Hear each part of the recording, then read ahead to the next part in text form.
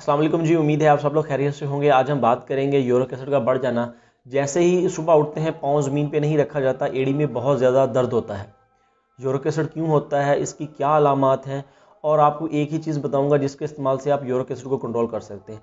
अगर आपके ब्लड में यूरिक एसिड बढ़ चुका है तो आप कौन सी बीमारी में मुब्तला हो सकते हैं, आपने कौन कौन सी चीज़ों से परहेज़ रखना है जिसमें वेजिटेबल्स और फ्रूट्स शामिल हैं, और कौन कौन सी चीज़ों का आपने इस्तेमाल करना है, इस पर तफसील से बात होगी।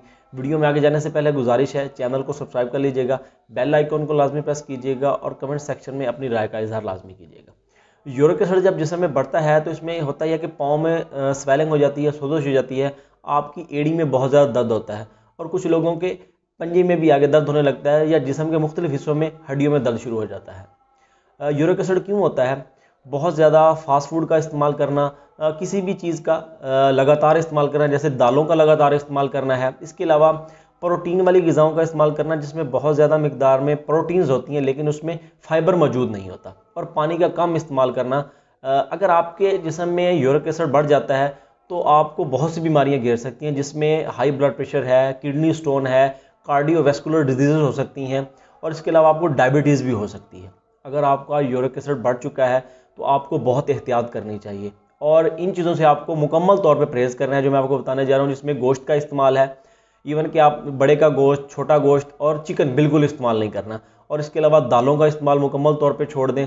पालक, टमाटर, आलू और दूध का इस्तेमाल आपने बिल्कुल नहीं करना, और चाय और बोतल से परहेज़ रखना है।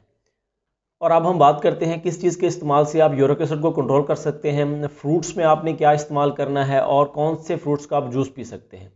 यूरिक एसिड को कंट्रोल करने के लिए जो सबसे बेहतरीन चीज़ है वो सेब का सिरका है। ये एंटीऑक्सीडेंट होता है। सुबह और शाम 2 टाइम आपने 1 गिलास पानी में 1 चम्मच सेब का सिरका डाल के इस्तेमाल करना है।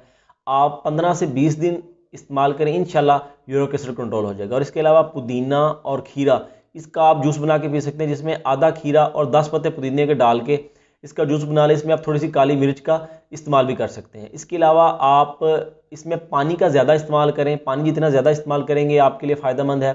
विटामिन सी का जो इस्तेमाल है बहुत ज़्यादा फ़ायदेमंद है। विटामिन सी पे मैं पहले भी बहुत सी वीडियोस बना चुका हूँ, इसकी फ़ायदे के बारे में आपको बता चुका हूँ।